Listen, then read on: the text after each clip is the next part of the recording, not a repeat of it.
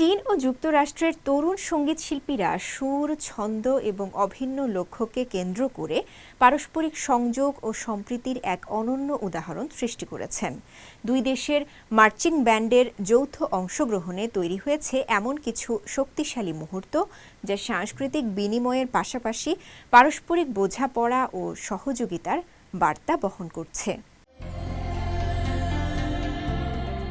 যৌথ মহড়া, পরিবেশনা, সর্বোপরি একে অপরের সঙ্গে সংযোগ স্থাপনের ইচ্ছা থেকেই ২০২৫ সালের অক্টোবরে চীন ও যুক্তরাষ্ট্রের তরুণ মার্চিং ব্যান্ড সঙ্গীতশিল্পীরা বেইজিং ও শেনচেনে একত্রিত হন।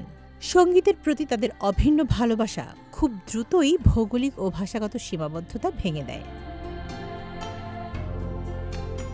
এই তাৎক্ষণিক ড্রামযুদ্ধ দ্রুতই একটি শক্তিশালী যৌথ পরিবেশনায় রূপ নেয়। এটি শুধু সঙ্গীতের মধ্যেই সীমাবদ্ধ ছিল না, বরং ছিল এক গভীর সাংস্কৃতিক বিনিময়। ড্রামবাদন, শিক্ষার্থীদের সহযোগিতামূলক পরিবেশনা, পারস্পরিক সম্মান ও সহমর্মিতার সম্ভাবনা তুলে ধরে। অংশগ্রহণকারীদের কাছে এই বিনিময় ছিল পারস্পরিক প্রচেষ্টার মাধ্যমে সম্পর্ক গড়ে তোলার এক বাস্তব অভিজ্ঞতা। বেইজিং ৫৭ হাই স্কুলের স্যাক্সোফোন বাদক সিয়ে হাওথিংয়ের মতে, আমরা দরজায় কড়া নাড়ি আর তারা সবসময় সাড়া দেয়। এই বিনিময় একমুখী নয়, আমরা যা দেই সেটার প্রতিদানও পাই। ভ্যালি ক্রিশ্চিয়ান স্কুলের মিউজিক আর্টস বিভাগের পরিচালক জেফ উইলসন মনে করেন, যখনই শিক্ষার্থীদের এখানে আনা হয় তখনই তাদের মধ্যে ইতিবাচক পরিবর্তন লক্ষ্য করা যায়। এটি অল্প অল্প করে হলেও একটি উন্নত পৃথিবী গড়ে তোলে।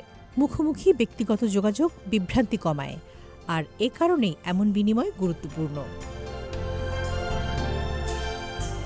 মার্কিন চীন সম্পর্কের ভবিষ্যৎ তরুণদের হাতেই, আর সেই ভবিষ্যৎ সম্ভাবনায় ভরপুর বলে মন্তব্য করেন ২০২৫ সালের চীন মার্কিন marching band youth exchange China ট্যুরের প্রধান প্রযোজক চিয়াং থাও।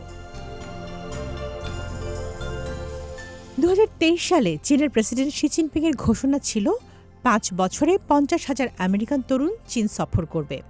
এই উদ্যোগের অংশ হিসেবে ২০২৫ সালের আগস্ট পর্যন্ত প্রায় ৩০,০০০ আমেরিকান তরুণ চীন ভ্রমণ করেছেন।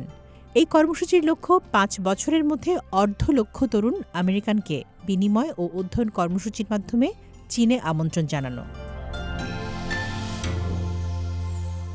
তামান্না জেনিফার, সিএমজি বাংলা।